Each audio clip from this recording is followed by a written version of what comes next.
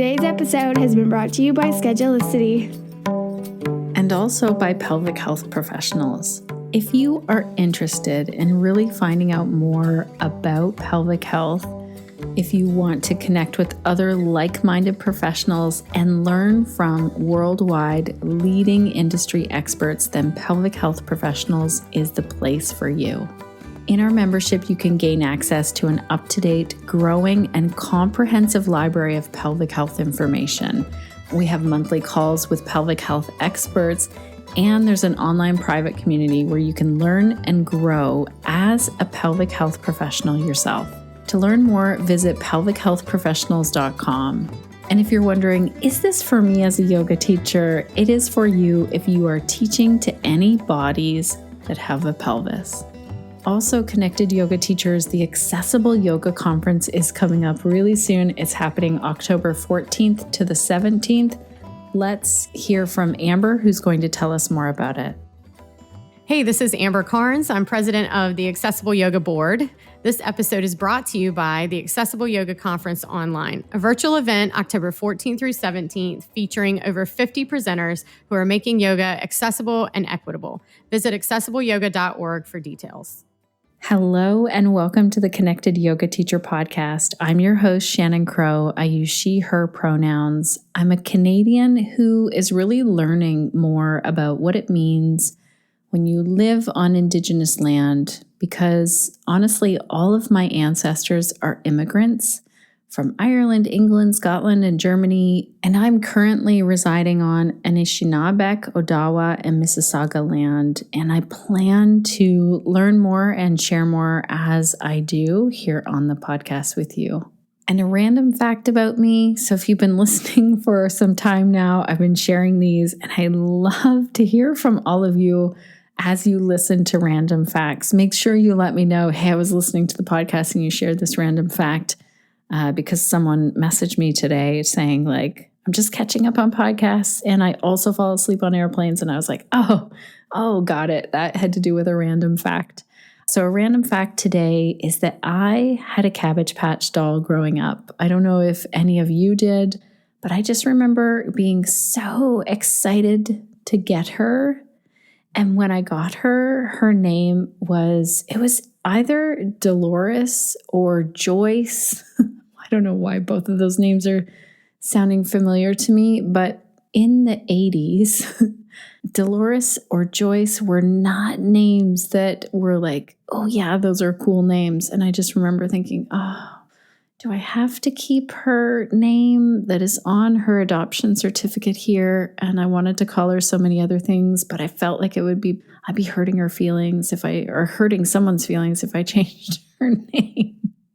Anyway, I'm also a mom of three, a yoga teacher, podcaster, and founder of Pelvic Health Professionals. And this podcast was created for you so that each and every week you can easily connect to information and inspiration that will support you as you build your unique yoga business and as you're busy out in the world doing the things. Getting to your classes, messaging your students, doing your accounting, planning your classes, all of the things that you're doing. I know you're busy, and that is why I'm excited that each and every week you have a podcast here where you can listen, tune in, connect, learn while you're on the go doing something else. And today, Connected Yoga Teachers, I am so excited that you get to meet Kamini Natarajan, because she has some beautiful words and some beautiful music to share with us.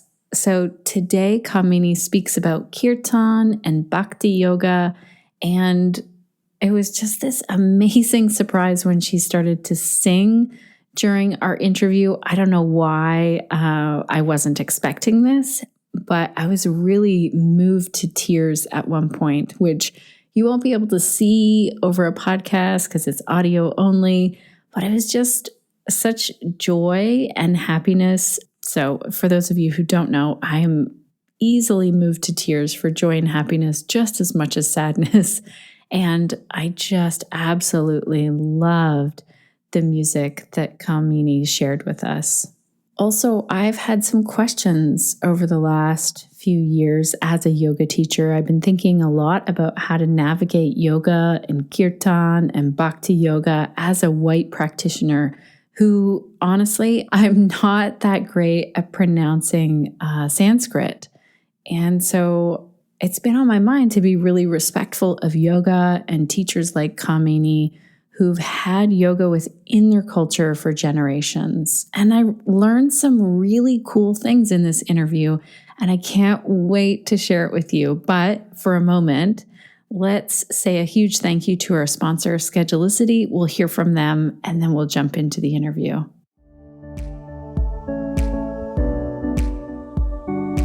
Hello, Connected Yoga teachers. This is Jamie with the Schedulicity Hot Tip of the Week. Sometimes people assume that a career in yoga means only being a yoga teacher. And while you may spend a lot of time teaching group classes, there are so many different ways to market your skills. You might offer one-on-one training or online consulting sessions, as well as various workshops or retreats. When you use Schedulicity, you manage your group classes and one-on-one services in one place, opening up your schedule to the many possibilities in your yoga career. Thank you so much, Team Schedulicity. Also, Connected Yoga teachers, we have a coupon code where you can get 2 months of free access to Schedulicity, and we will make sure to put that in the show notes. So to find that, you'll go to the show notes at theconnectedyogateacher.com/241. I also want to say a big thank you to Trish of Patella Flow Yoga. Trish sent a message about episode 227 with Neil Pearson, and I asked for permission to share this. Trish says, Shannon, I'm quite excited. I've used the word sensation for the first time while teaching one of my yoga classes. So thank you for your podcast. Is pain during yoga okay with Neil Pearson? Although I was met with the reply of, no, I definitely have pain, not a sensation. But it's a start. Thank you so much for all of your podcasts. They're always informative and fill me with enthusiasm to try out different avenues, Trish. Thank you so much for taking the time to send this note, Trish. It's so great to hear that episode with Neil Pearson, episode 227, is really making an impact in the work that you're doing, the language that you're using. I'm really excited to hear that. Alrighty, let's dive in and meet Kamini Natarajan, who is a Kirtan and raga singer based in Los Angeles area in California. She has been a spiritual bhakti singer and teaching for over 2 decades. Kamini likes to combine rajas from ancient Indian classical music traditions and incorporate them into different mantras. She helps answer the whys and hows about Bhakti Yoga and deep spiritual relationship that lies in the roots of classical Indian music, chanting, and how it relates to our daily lives. I'm so excited, Connected Yoga teachers. I can't wait to dive in. And I also want to tell you that next week, we're going to have a guest talking more on mantras and chanting. So these 2 episodes fit together really nicely. Oh, one other note, Connected Yoga teachers, you'll hear me really focusing on the weather. And that is because I did this interview back in January of 2021. That's when Kamini and I first spoke. And it was snowing and storming and cold here. And I just wanted to hear about some sunshine in California. So that's why you'll hear me asking about the weather. Plus, I also just really love to ask anyone about the weather, no matter what season. But I just wanted to give you a little behind the scenes of why I was asking, particularly on this day. Let's dive in today, meet Kamini, and learn more about Bhakti Yoga and Kirtan. Welcome to the Connected Yoga Teacher Podcast, Kamini. It's so great to have you here today. Thank you so much for having me, Shannon. Tell me, first of all, what is it like where you live? Because I see on here that you live in California. So just tell me, what is that like today? It's great. California is, very diverse. I first moved here in 2002. So, I almost feel more at home here now, I would say, in several ways. It's nice. I live in a suburb of Los Angeles called Simi Valley. It's we have a little Indian community here, and yeah, the climate, everything else actually makes it uh, very close to where I was in India. It's exactly actually, weather-wise and everything else, the sunny side of the California. It's very very close to where I grew up. So I always have that feeling of not being too far away, but of course, home is home. So that is that. But yeah. It's nice. It has been like welcoming. It has been open and warm for me. Oh, that's nice. Well, it is very cold here. I'm 3 hours north of Toronto in Canada, Oh and there's no, yes. and I heard that by tomorrow it's supposed to feel like minus 22 Celsius. Today it was Oh minus 8 wow, Celsius, which is 15 degrees Fahrenheit. So it's wow. cold here right Yeah, now. it is cold. It is cold. Yes. So I've been to California and I like to hear about the weather there. Okay, I know. I'd love to hear, what is the work that you do and who do you do it for? Okay, so I have like two very distinct work that I do. In my full-time job, I actually work as a VP of digital marketing for a skincare brand based off of East Coast, and I work for like several of their brands actually. That is kind of my digital marketing and that aspect. On the other side, I am a Kirtan mantra teacher. I teach Hindustani classical music. I teach Kirtans and bhajans, harmonium, and I perform a lot of world music as well as Kirtan devotional Bhakti music, and travel around. So that's it's kind of I really don't. I don't say that music is my hobby or even a secondary profession. I kind of weigh both of them equal. And so, where did this journey begin? And feel free to correct me if I'm not saying anything correctly here with Bhakti Yoga and Kirtans. Am I saying those correctly? Yeah, Or, yeah? yeah. I think bhakti, that the sound, it's a dental sound. It's not there in English language. So of course, when you are saying it to me, to my ears, it sounds more like bhakti. Like as in the T sound. And this sound is really the. It's that dental. Oh, Strike like your tongue Bhakti. up. Yeah, bhakti. Ah, Yeah, Bhakti. Bhakti Yoga. So I started very young, really, Shannon. It goes back several generations in my household. My grandmother, my maternal grandmother, she was really deeply into Bhakti Yoga. So was my mother, is my mother actually. Both of them, they kind of started teaching me all of these little, bhajans and kirtans while I was very young. And I often hear from them that I kind of, started singing almost immediately as I started talking. And of course, everything, the full credit goes to them for doing that. But I started very young, and my grandmother would, often narrate all these beautiful stories, and she would describe everything in very much, of a detail from Hindu scriptures and literature. And that kind of, I think that was the setting point for me. Started there. Then I went on to actually learn more about music, because one thing that really attracted me was this entire system of Indian classical music and how it weaves into all these mantras and kirtans and bhajans, and how, uh, each mantra and bhajan, like they have a particular emotion, like they evoke a particular emotion. Similarly, Indian classical music, that entire system, those certain ragas, those do the same as well. So I went on to study deeply about the connection between both, and also just, like learning and developing my own vocal techniques. So it kind of started there. And then I went on to actually sing a lot of these Bhakti Yoga poems. And I and actually also my mother, we composed some 70, 80 songs based of a Bhakti poet called Mirabai. She's called a saint. She's from that entire Bhakti Yoga movement that happened in India in 1400.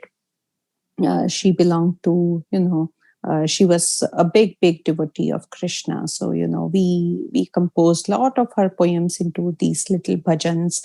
And I really think that my kind of, my entire journey into Bhakti Yoga, it started there. That's amazing. I love how it was passed down from your grandmother and then to your mother and then to you. Can you help clarify what is a bhajan? Yeah, so that's a good question, because it's also interesting how we have different names for different things here versus in India. So is bhajan is kind of, a song, a devotional song. It is rhythmic, it is composed, it is within India, it is categorized as what they call a semi-classical music. So it often takes from that Indian classical music system, but deviates just a little bit. So in bhajan, from what we call Kirtan here, one major differentiator would be that Kirtans are short, repetitive phrases. Bhajans, not necessarily. They have longer and more hard to pronounce lyrics. Although I would also say that we here in the West, we use this word Kirtan quite a lot. In India, we use the word bhajan a lot more than we use Kirtan. And I think it also is, probably because, it's both bhajans, Kirtans, they are based on Indian languages, right? More often than not, they are in Hindi or a dialect of Hindi. It's easier for people back in India to pronounce and sing back lyrics that are a bit more complicated. So there we, sing more bhajans. In going to Kirtans, I know you did not ask that, but while I am at it, Kirtans, as we know of in the West, they will still actually back in India, for the most part, be called bhajans. The Kirtans here, they are, of course, like very, very, very simplified and kind of sometimes, I would say, diluted down versions of what we hear back in India. And so, speaking of kirtans, like that is my only experience, I think, with Bhakti Yoga is going to a kirtan. Like you said, it's you might get to learn the meaning of the words a little bit, and then we sing it over and over again. And I have to be quite honest, it's always been led by people from North America as well. Yeah. So when you talk about it being diluted, I wonder, and I've had this thought, and I'm glad that you're here to answer it today, and I realize it's your opinion, but I have been wondering, is it okay for someone who hasn't grown up in the Indian culture and learn this in a certain way? How does it feel, or what do yoga teachers need to think about before they sign up for a kirtan or decide to share these mantras or these words? I would say that I have kind of a very mixed reaction to that, honestly. When I first came in here, I would say, like, rather amused by, and I think it was just because also of a cultural shock, right? I mean, I was coming from this country and I had never been to any other foreign country in my life. And then when I came here and I heard all of these various yoga teachers in yoga studios singing what they call Kirtan. So first of all, they wouldn't call it Kirtan as I am saying it, right? It was always like Kirtan or some other variation of that. However, I think so. The first reaction was kind of shock, and I wasn't really happy the way I was listening to it, because I kind of felt like it was kind of a mockery on sacred ancient practice. However, the more and more I did this here in this country, the more I came to also realize that yoga is about giving, right? Bhakti Yoga is about finding your own path, your own spiritual path, your own journey. Language is kind of one part of it. Kirtan and all these sacred music, sacred chants, mantras, they are a vehicle, right? They are not the journey. And what and how and which vehicle we choose, it kind of is, it becomes our own, like a personal thing, right? So being from India, like for me, I always think about it in this way that, in India, we learned English as our kind of a second or a third actually language. When I speak in English, I still have my Indian pronunciation, right? I would say a few phrases differently. I speak differently. So for me to expect that somebody who has actually like never been probably to India or like never spent any substantial amount of time back in India, for me to expect that they will say and do these things 100% as per, the traditions of India or the rules that are there behind these, is kind of a very very very big expectation, and it's an expectation that probably would never come to life. Right? I mean, it's not totally fair to expect that. So I take that with a grain of salt. And I don't know, I now feel like if somebody is really deep into their own bhakti and spiritual journey, that is, I think, what matters the most. Within India, there are, of course, like different cultures, different states, different pronunciations, and culture and tradition varies quite a lot. Even when we do our festivals, just the stories, the beliefs around those festivals, it changes pretty significantly from like northern states to western states to southern states. So there is like no hard and fast, this is right and that is wrong kind of a thing. So given that, and I think as you grow more and more into your own practice, you tend to then be a bit more forgiving. And I would say that is pretty much what happened to me. And that is pretty much, those are kind of my thoughts now, that, as long as there is a sincerity into that practice, I would say that that is all that matters. So then, as yoga teachers who are possibly, purchasing music online or playing that music in their class, is there anything that you just think, okay, well, maybe look at these things to appreciate the culture, or, anything that you just wish that yoga teachers would know before they? Yeah. I would say that maybe all music is good. Being a musician, it's like music is music, right? Those 7 notes are the 7 notes.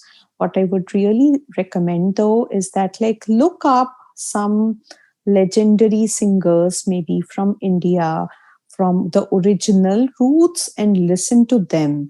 And maybe you won't get it. Maybe that won't be the music to suit your style or to suit your, ears, right? But try. is what I would say. Try to connect that and try to see if you kind of are able to figure out the difference in the way they say, in the way they, like chant a certain mantra. For example, when we take this Gayatri mantra, I know that when we open up Spotify or when we open up Pandora or any other digital platform for that matter, the top Gayatri mantra that comes up is not even, very authentic sounding because it comes from somebody in this country. And I wouldn't name names, but it's like kind of course, like totally mispronounced mantra. And if somebody who belongs to that very, traditional sacred heritage listens to it, they might be offended. So I would say that, like look up, like there are tons of Indian artists who have done this. Look up the original heritage, look up what they have done differently, and, try to learn, I would say, from the sources to the best that you can. That's so great. I also love how you said earlier that this is the vehicle, not the journey. So can you talk a little bit more about, how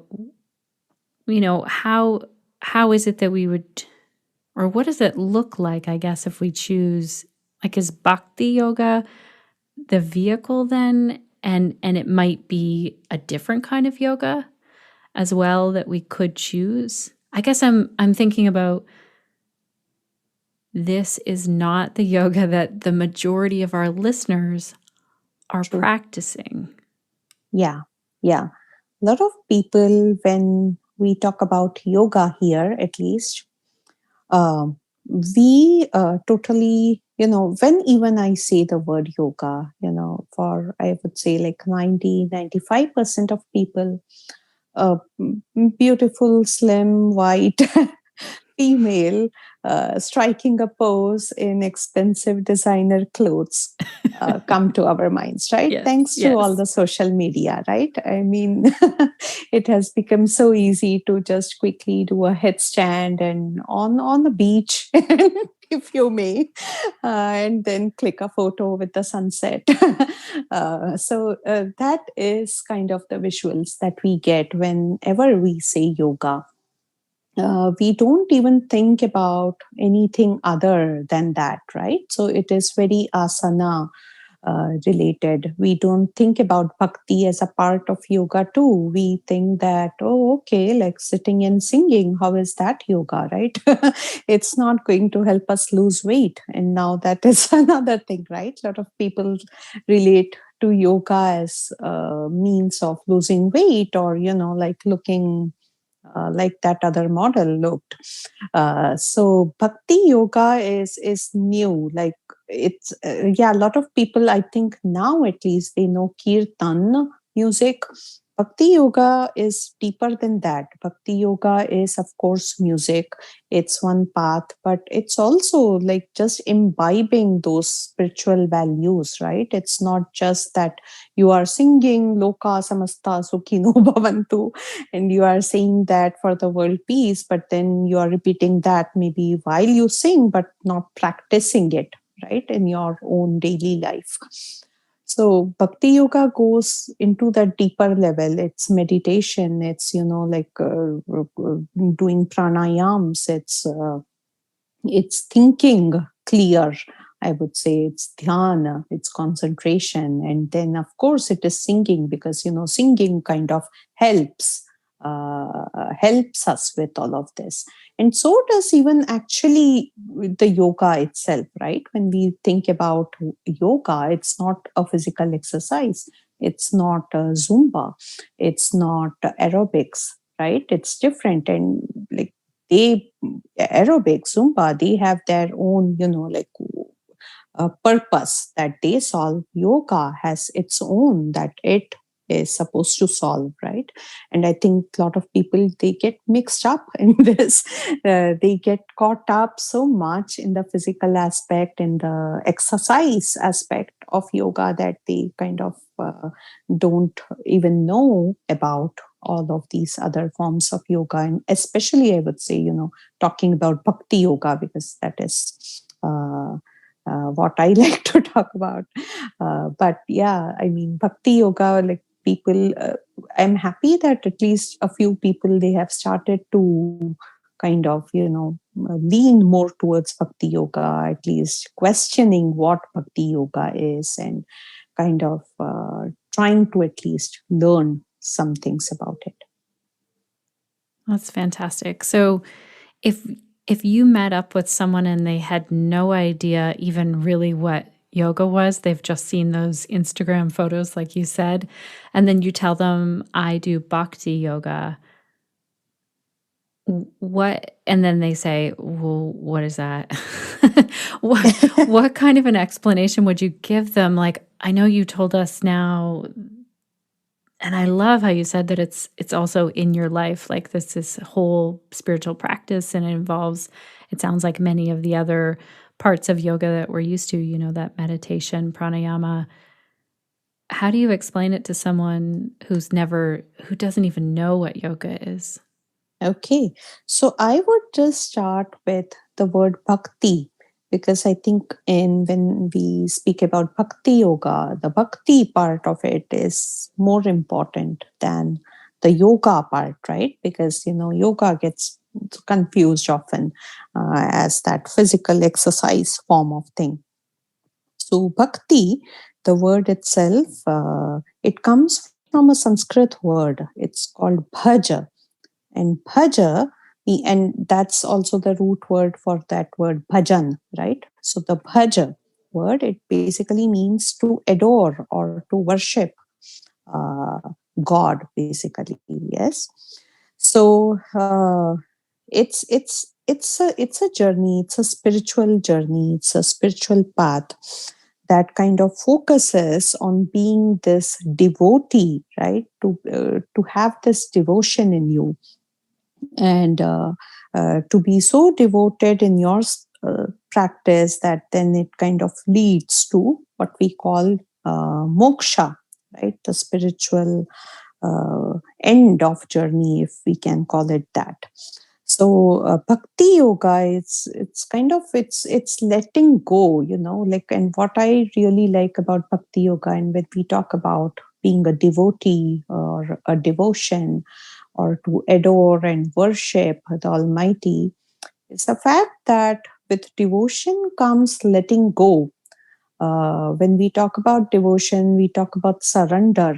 We talk about like not thinking about ourselves, right? I mean, like giving up on the importance that we give to ourselves in certain ways. Of course, like we are all important. I'm not saying that we should think that, oh, I am so unimportant, but like having that feeling of devotion which says that you have like 100% trust in somebody else, letting go of your ego. I think those are kind of pillars, I would say, of this bhakti yoga. And then, of course, there is music right into it, because this entire Bhakti Yoga, Kirtan, is an integral part of that. And then, like, kind of taking that musicianship, kind of taking that music towards it, kind of singing together, right? I mean, when we do our Kirtans here, we sing together. There is no right or wrong. So even if I am not able to maybe hit a note, I still sing. And that, like letting go of your fears, letting go of all of that holds you back, and like coming together and doing it, and like just trusting that you are going to do it. I think to me that is Bhakti Yoga. Oh my gosh, that's so amazing. I love how it's focusing on, it's not all about how you hit that note or your singing voice. It's really so much deeper than that. Yeah. Is in your bio, it says that you're also a raga singer. What is Raga. Yes. raga? Yes. What is that? Yes. Okay, so raga is kind of, or I mean, it has different names. So we call it raga, we call it rag, we call it ragam. They are all one and the same. It's kind of the backbone of Indian classical music. So in Indian classical music, such as in, I think, some other music, we have what they call modes. In Indian classical music, we have ragas, and ragas are kind of, it's a pattern. It's kind of a scale in very, very, very simple ways. It's of course a lot more than scale. Uh, but it kind of defines the ascend and the descent patterns, and it gives you a grammar, it gives you a template to present a piece of music. Ragas, I really like speaking about them because, there are, of course, infinite number of ragas, some 200-300 very popular ragas that have been around for quite a few centuries. Each raga, of course, it has a name and all of that. It has a particular ascending order in which you are supposed to sing those notes, and then a descending. But all of these ragas, each one of them, they also have a certain emotion linked with them. So, for example, there are ragas that sound the best when sung in the early morning times. There are ragas that are supposed to sound the best when when you practice them in night.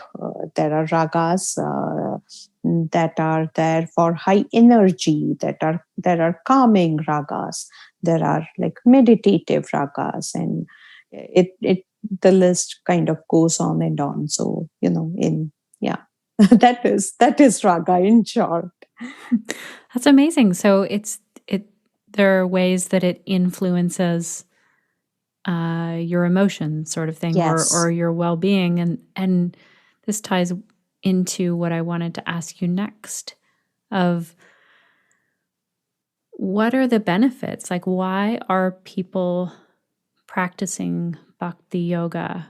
Like, what we know the overall benefits of yoga.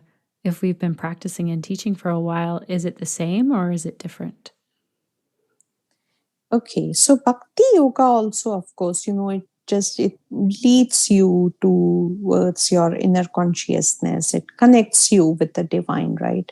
So in that aspect, Bhakti Yoga, I would say, is not different that much from the general yoga.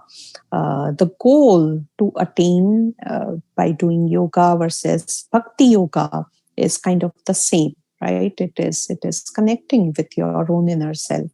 It is to kind of have those moments where you are really deep into your own thoughts and being present, right? So yeah, I wouldn't say there is any difference there. The goal of Bhakti Yoga, talking about that would be really different for each person, right? So with Bhakti Yoga, I might just want those 2 minutes of the buzz that I feel with all the clapping and with all the singing.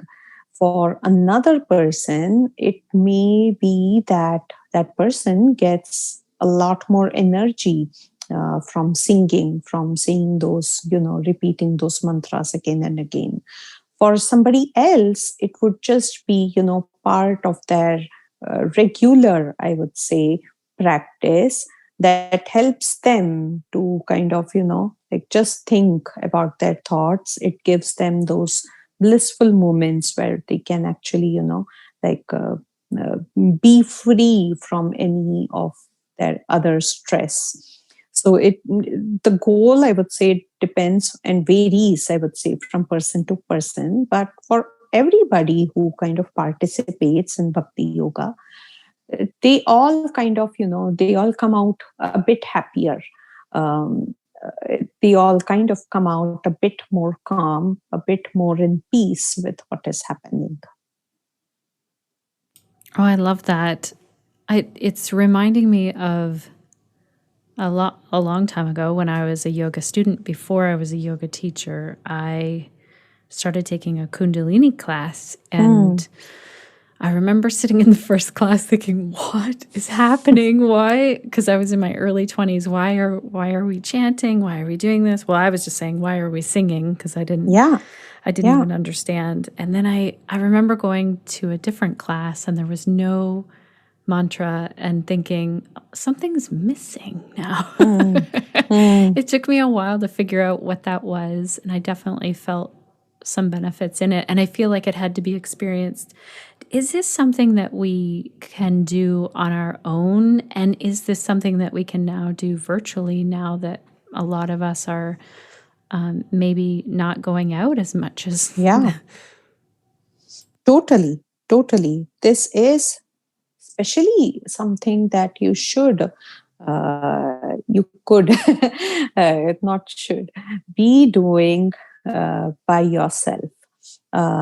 If not on, of course, we can, the online platforms make it easier to connect with other people and do it as a group. But totally, I would say, any yoga, really, I mean, any form of yoga, this is a spiritual, we sing Kirtan in groups, but having said that, the individual experience and the individual goal and everything else, it is pretty individual, right? I mean, it differs largely between one person to another in that very same group. So, although we benefit and we get that feeling of connections, right? We get that feeling of a community when we do it in a community setting. By all means, you actually get a lot more maybe also from it when you do it and practice it alone. Like just sitting and, like singing a mantra to yourself, listening to your voice as it sounds, right? And as it echoes. And listening it back, that is itself, that is a very, very kind of, in several ways, I would say it's kind of a spiritual experience. Not that, like people, we as human beings, we sing, right? We sing when we are happy. Sometimes we sing when we are sad. And some people just like to even maybe like sing in the bathroom. In India, we call them like bathroom singers because they would like, that's probably the only room which, they get to themselves privately. So they sing loud. Anyways, like coming back to Bhakti Yoga and singing here, there is something with our voice, the sound waves, the frequency of the sounds that makes it very, very relaxing, and it is a spiritual experience. So I would say that I really encourage people to to continue with your Bhakti Yoga practice when during such times when it is not possible for people to collect together as a community and sing. So if one of our listeners wants to do this, how could they sort of sing along or learn this? Is there a place where you would suggest that they start? Like, do they buy music from someone like you and then play it and sing at the same time? Or is there like learn how to sing this? Where would you send someone if they're like, okay, I want to do this and I need to do it online? Okay. No, so I think you gave one option.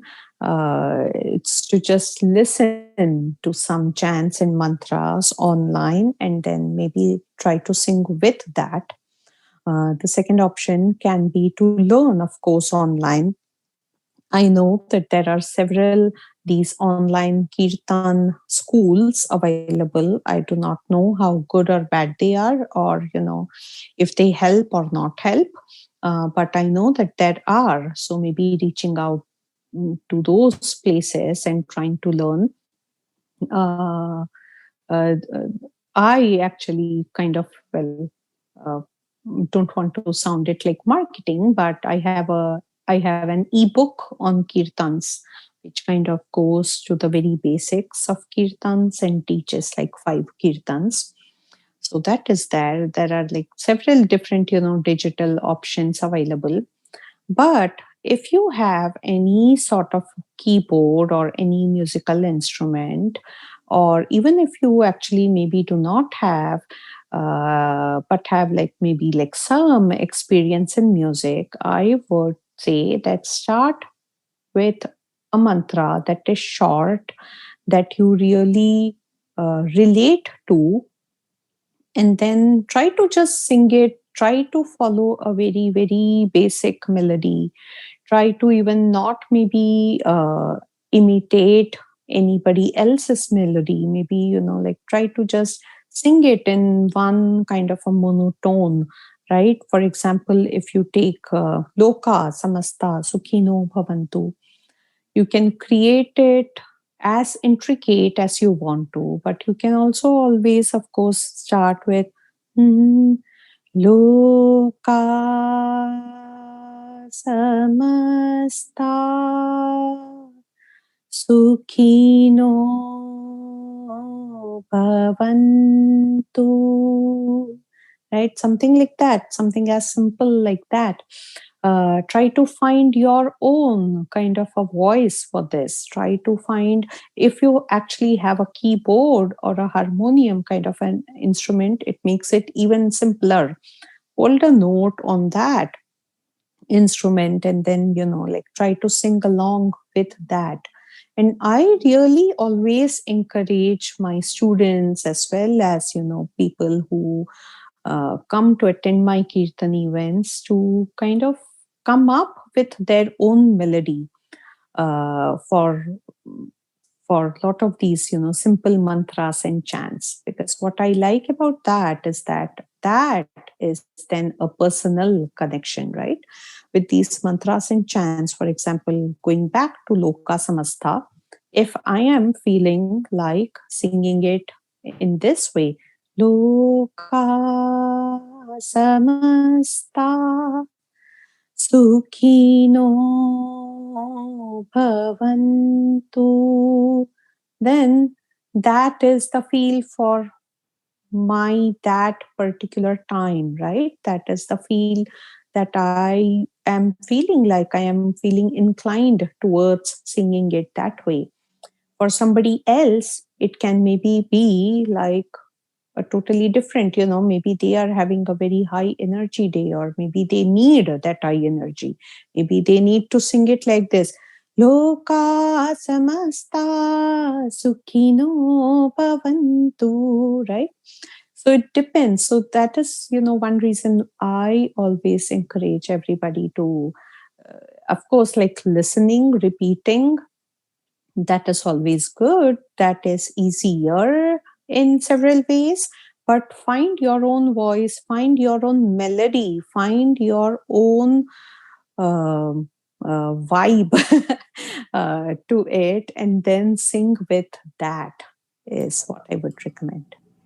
Oh my gosh, I love this so much because, and it feels like a huge light bulb moment for me anyway. I kind of assumed if I'm going to go to a kirtan, then I need to sing the way everyone else is. And I feel like you've just liberated me. I have another really technical question. Sure. What if everyone in your house is sleeping and you do your yoga practice in the morning and you've decided to add this in? Do you have some, like, is it just, oh, well, everyone's going to wake up when I start singing? Yeah, well, see, that happens in my household quite often. Okay, so when you are doing this early in the morning, I would really recommend that, I was talking about ragas early on, and there are those morning ragas. Find your voice, find either a quiet space where you don't feel like you are going to, disturb others, but also at the same time think about yourself, think about your own practice, and then give, because for a lot of us those are the only 10 minutes of our lives that we have for ourselves, right? And then it's family, it's kids, it's whatever, work, and several other things. So if those are the morning times when everybody else in your household is asleep, and that is the only time that you can find, maybe pick something that is soothing, that is not going to kind of, slap somebody into waking up, right? Make that experience a good experience for everybody in the household. So, for example, if you're singing, if you need to sing something early in the morning as a part of your yoga practice, then I would recommend that, sing in a softer voice. Go with, those early morning raga melodies. Maybe sing something like this.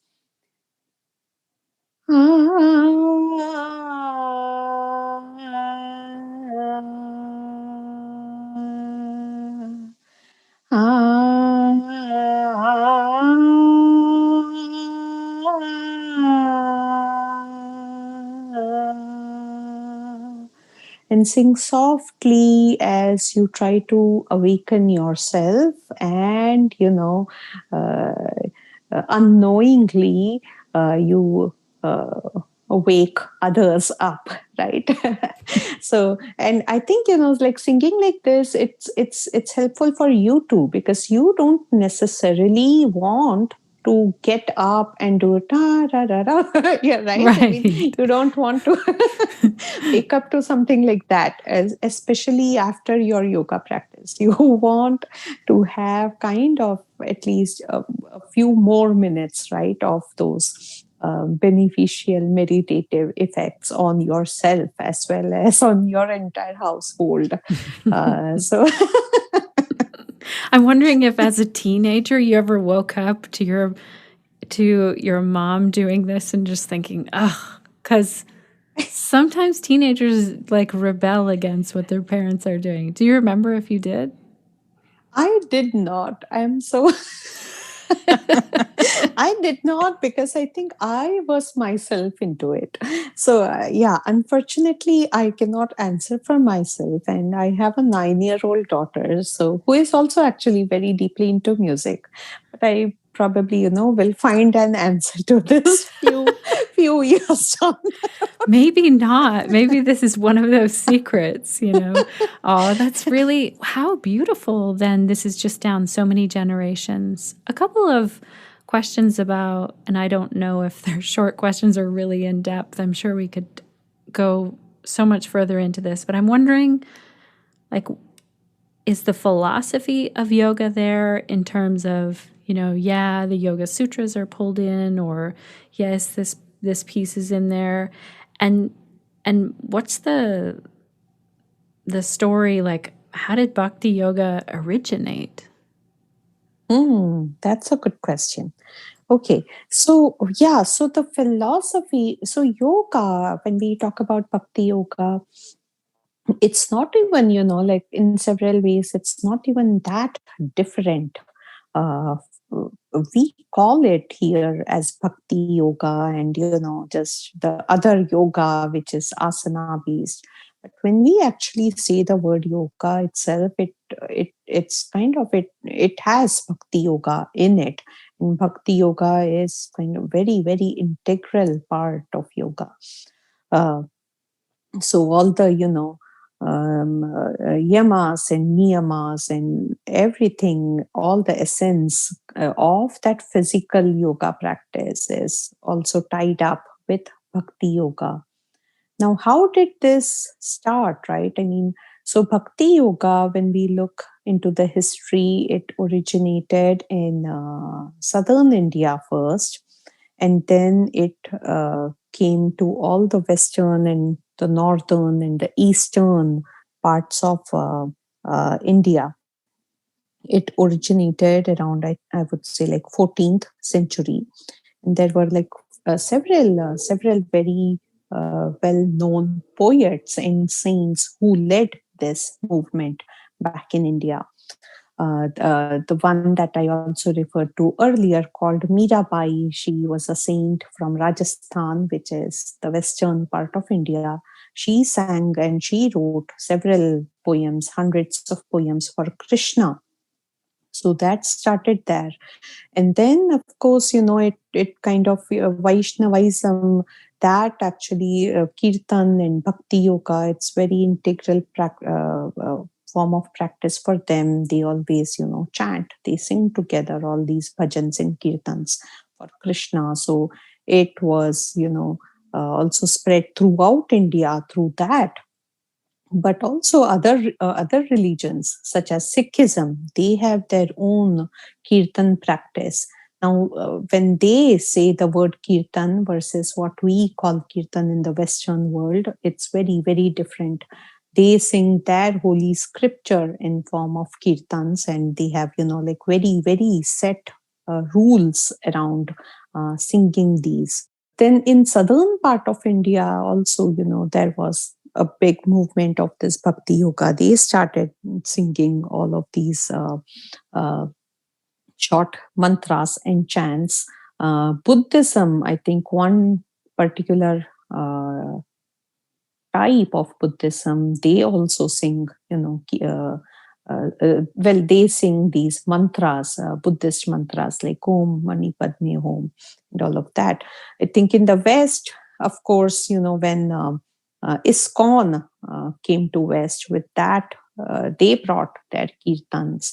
Then when Paramahamsa Yogananda came to the US and he started this, even in LA area where I live, there is this one place called Lake Shrine. He built several of these centers around US and probably Canada, not aware. But with that also again came Kirtans. So I think, that is how it came. And now there is Kirtan pretty much everywhere, right? I mean, even when I visited Germany a few years back, there was a huge Kirtan presence there. It's there in every part of the world, I would say.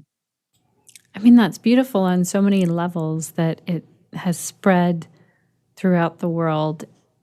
And I do think, coming back to what we were talking about at the beginning, that it's really important that we understand it a little bit more. I am so grateful that you have brought all of this insight in today. And, I never imagined that you would sing. I don't know why, but it was like very moving. Like my heart just really, well, one is that it's been a long time since I've been sitting with people singing or listening to, it's different when you're listening to the radio and a song and when you have someone in person singing. So thank you so much for doing that. And also, how do we find your ebook, or how do we find the music? You said that you and your mom recorded some music. Where do we go to find all of that? Yeah, all of this would be on my website, which is kaminimusic.com. And it has a lot of my music albums. It has my ebook, which talks about Kirtan and stuff like that. It also actually has a blog where I write about several of these things. And I also write about Indian classical music there and explain, the connection between Kirtan and ragas and all of that. I also write about Indian classical music with technical details there. So, I'm sorry, with what details? Technical details. Technical details. Yeah. Okay, yes. Yeah, so you will find all of that on my website. Oh, that's amazing. Thank you so much for your time today and for really allowing us to think of different ways of bringing this into our own practice and our own lives. Thank you. My pleasure, Shannon. It was really nice to talk to you, and it was really nice to see that, you have so much interest in all of this and you are doing what you are doing with so much devotion. I think that in itself is kind of, the essence of Bhakti Yoga. Thank you. Oh my goodness. Thank you so much, Kamini. This was really an interview that I treasure. Just that moment when you started to sing really touched my heart. And I'm so glad that I'm able to enjoy your music online. I did that as I was researching for this episode, and then I did it again after when listening again to your voice. And just thank you so much for sharing with all of our connected yoga teachers your journey with Kirtan and Bhakti Yoga. And connected yoga teachers, I would love to hear from you. What were some of your key takeaways in today's episode? If you feel led to, please share your thoughts in the Connected Yoga Teacher Facebook group or in the comments on our show notes page. So that's theconnectedyogateacher.com/241. And if you're looking for our Facebook group, you can head over to our website and there's a join button right on our homepage. I am so excited that I am able to be part of the Accessible Yoga Conference that is happening October 14th to the 17th of 2020. I am going to be leading a panel and asking questions to some experts around building community. Let's hear more about the conference from Amber Carnes. Hey, this is Amber Carnes again. I'm president of the Accessible Yoga Association Board of Directors, and I wanted to come back and talk a little bit more about the Accessible Yoga Conference online. This virtual event is taking place October 14th through 17th, and our theme this year is Elevating Voices, Embracing Change. This event is in its 6th year, and we're passionate about creating a community space with room for everyone to join in. This is not just a conference where you sit and listen to lectures. We really focus on building community. Even though we're online, there's going to be many opportunities for folks with similar values of equity and accessibility to connect with one another. This year, we're also launching meet and greets where you can connect with other conference goers to reflect and share. We're also launching a free pre-conference intensive brought to you by the Race and Equity Consortium. And our keynote speakers include Tracy Stanley, Indu Aurora, Reggie Hubbard, Jacoby Ballard, Colin Liu, and Jeevana Heyman. Learn new skills from our keynote speakers and other workshop presenters, like how to make your offerings more accessible and equitable. You can earn CEUs. All our sessions are captioned and archives will be available so you can work through the content at your own pace. Visit accessibleyoga.org for details. We'll see you there. Next week on the podcast, Connected Yoga Teachers, as I said, we are going to be hearing from a yoga teacher, Melissa Shaw, all about mantra and chanting. And so it goes along really nicely with today's episode. I want to thank you for spending time here, hanging out, learning together. I know you're busy doing many things, and it means a lot that you've hung out this long all the way to the end. And I also want to thank our whole team over here, Suzanne, Crunch, Sinead, and Erica. And as I say goodbye here, I am so curious, what will you be doing this week to stay connected to yourself, your yoga practice, and to your community so that you can share the yoga that lights you up?